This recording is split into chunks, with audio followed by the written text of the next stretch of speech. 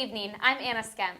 And I'm Joey Evavold. Welcome to Johnnie Bennie Campus News, CSB SW's weekly news show, filling you in with what's going on here around campus. This week, we will cover everything from Johnnie Baseball and the annual Maple Syrup Festival to a follow-up interview with Career Services to see how Career Monopoly is growing in popularity on campus. First up tonight, Nick Lament with sports.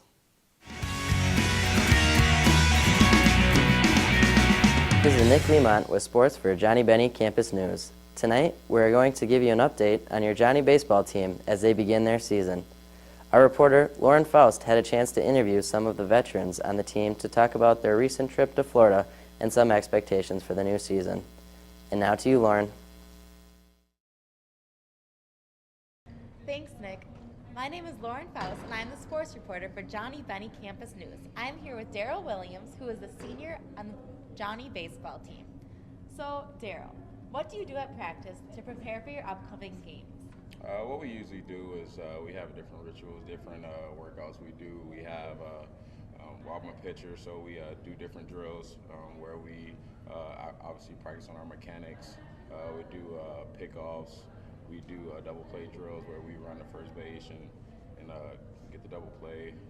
There's a variety of different things. We do band work just to get some more training for the arms and shoulders.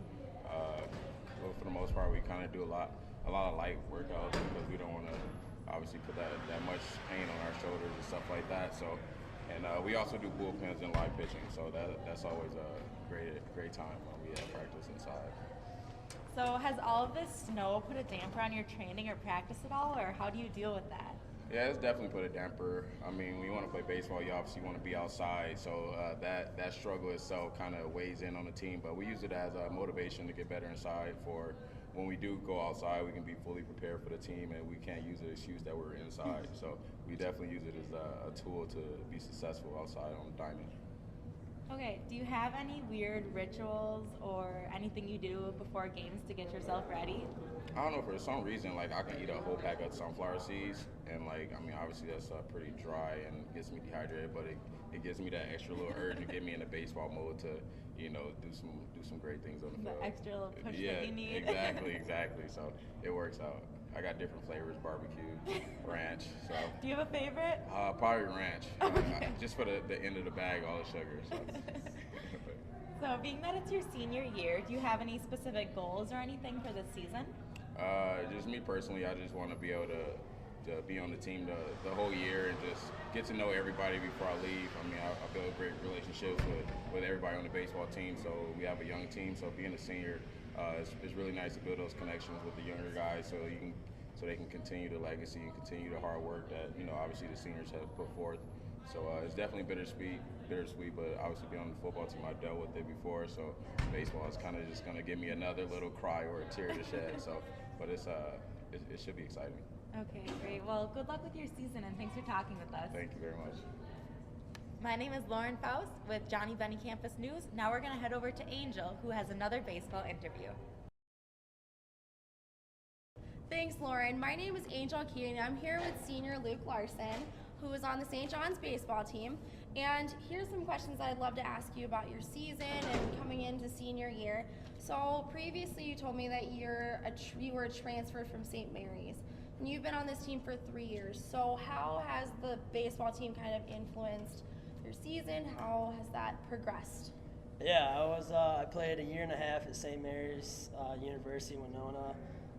Then I transferred midway through my sophomore year, mostly not just because of baseball, but because of the school and the academics. And I actually had a couple sisters that were up that actually graduated from St. Ben's. So, but as the baseball, you know, the guys are great. The transition was easy. I knew a couple guys right on the team I transferred in. So far, it's been a great 3 years here at playing at St. John's, and I look forward to the upcoming season here.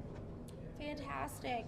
You know, like going into your senior year, what are you looking most forward to coming into this final season, last one, ready to graduate? Yeah, as a senior, you know, I'm just excited to get on the new field that we have here up at St. John's, all turf field. I think that's something to be excited about. But definitely, you know, we had a good start in Florida. We started 8-1 as a team, and we just played really well. And I'm excited for the MIAC schedule coming up here, so just ready for some nice weather.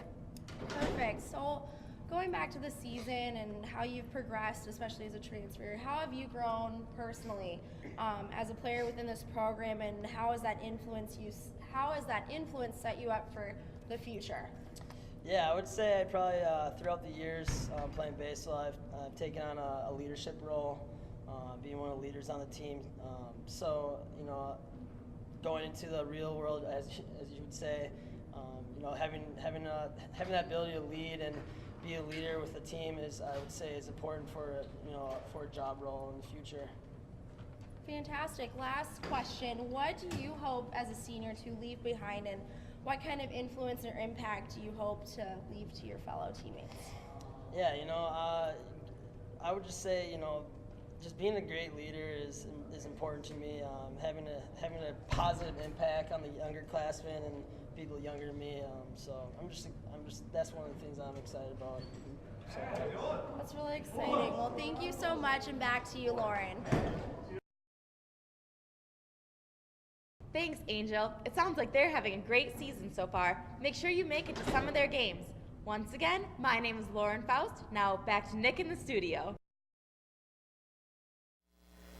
Thanks, Lauren. The Johnnies had their home opener last Saturday against St. Olaf, and their next game will be a doubleheader at home this Wednesday, April 2nd, with the first pitch at 2:30. We wish the boys good luck the rest of the season as they look to improve on their 6th place finish from last year in the MIAC. That does it for sports, and once again, this is Nick Lemont, JBCN. Back to you, Anna and Joey.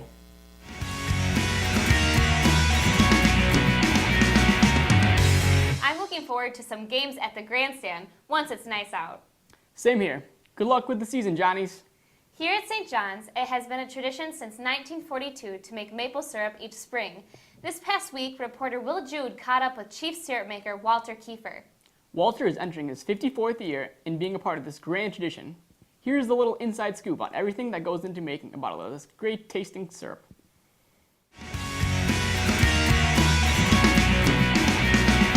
Thanks, Joey. I'm here with brother Walter Kiefer, who is known as the chief syrup maker here on campus. Thanks for joining me, brother Walter. Well, my pleasure.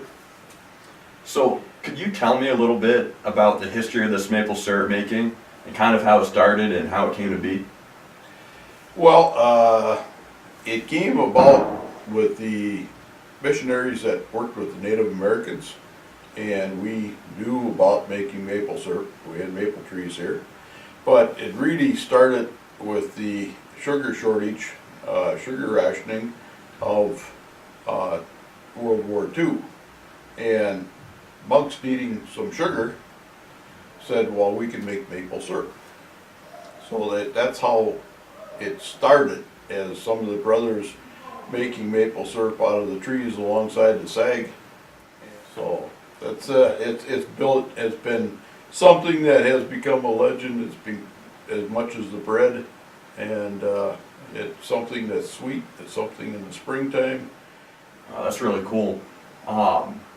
So this is your 54th year in the tradition. Could you give us a little bit of information from when you first started and to where you are now? Well, in the spring of '62, when I was a prep student, they had put out all the taps, and they requested students to come out and help collect. In fall of '64, when I graduated from prep school, I came right into the monastery, and they just continued it to work with it and eventually take it over and do wood.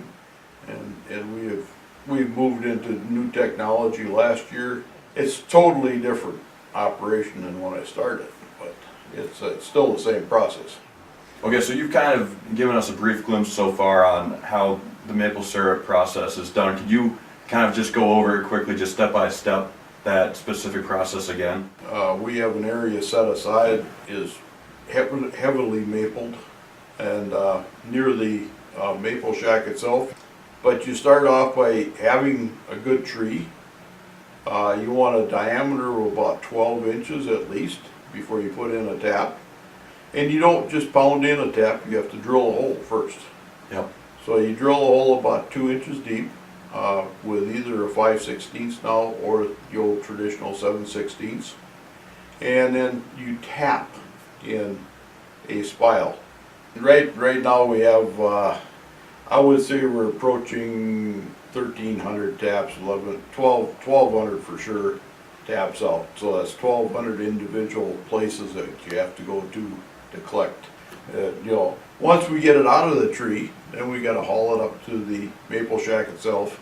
It comes in by gravity from the tanker into the storage tanks, which are old bulk tanks, and from there it runs in by gravity into the cooker and the evaporator itself. Our big evaporator will evaporate about 200 gallons an hour. Okay. The small one will do about 25 gallons an hour. And then from there it goes into, once we take it out of the finishing stove, we filter it again, put it into a jugging can where we have a tube and a valve out of the bottom of it, and we fill our gallon or our jugs. And then from there it goes into storage and eventually gets up to the kitchen, and we'll heat it up, sterilize little bottles, 12 ounce, 8 ounce, and re-bottle it. So then you get to the point where you can give it away. Where do you buy it? Yeah. You can't. You can't? That's what it makes it so unique, is that you cannot buy it anywhere. Cool. I guess that's... We do an internal in the monastery selling just to pay for the supplies and all that stuff, and then it's given away as gifts. It's just having it as a unique gift, I think, is worth more than selling it at market price. Oh, that's definitely unique to St. John's. Now, I'm sure you're expecting a lot of people for the festival this upcoming Saturday. Well, it's going to be nice weather, so it should be a good crowd. Last word is just come out and see what it's all about. Well, thanks for sitting down with me, Brother Walter. Now back to Anna and Joey in the studio.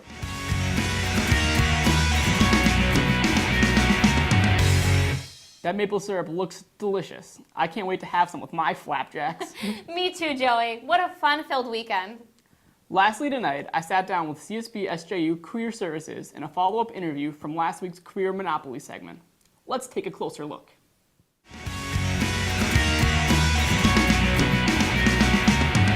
This is my first year as a CA, so it's sort of my first experience on the professional side of Careeropoly.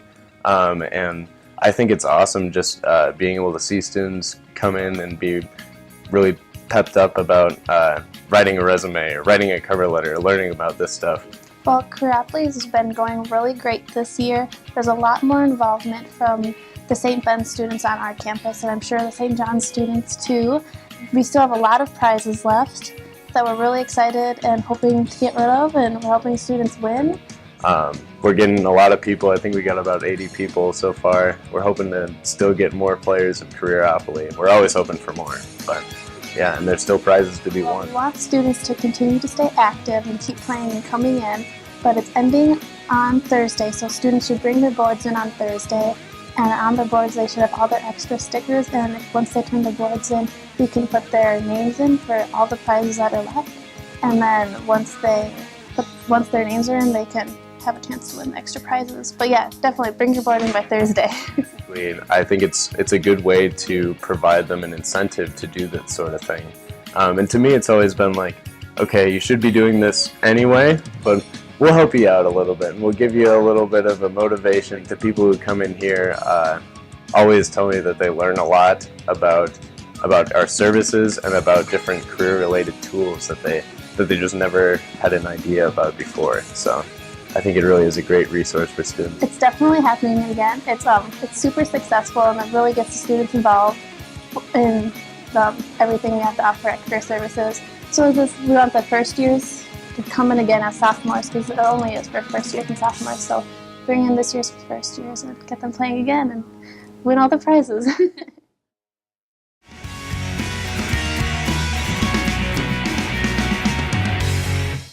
I hope I win some of those amazing prizes. I wouldn't mind a Chipotle or Amazon gift card in my pocket. Now let's take a look at some of this week's upcoming events. On Tuesday, April 1st, the Blazer softball hosts St. Kate's for a doubleheader. And on Wednesday, the Johnnie baseball team takes on Concordia in a doubleheader as well. Also on April 2nd, Mary Kramer, an immigration lawyer, will be giving a lecture on Latin American immigration and the law in Gretzky 204 at 6:30. On Thursday, the Blazers softball team is at Gustavus. On Saturday, April 5th, both CSB and SWU tennis teams are at St. Olaf. Plus, the Blazer track and field team will partake in the Carleton Invite while the Johnnies compete at the Hamlin Invitational. Saturday is also the last time you can enjoy the maple syrup festivities this year at the Sugar Shack from 1 to 4. And this is one awesome event you won't want to miss. Well, that's all for tonight. Thanks for tuning in. I'm Anna. And I'm Joey. See you next week, Bennies and Johnnies.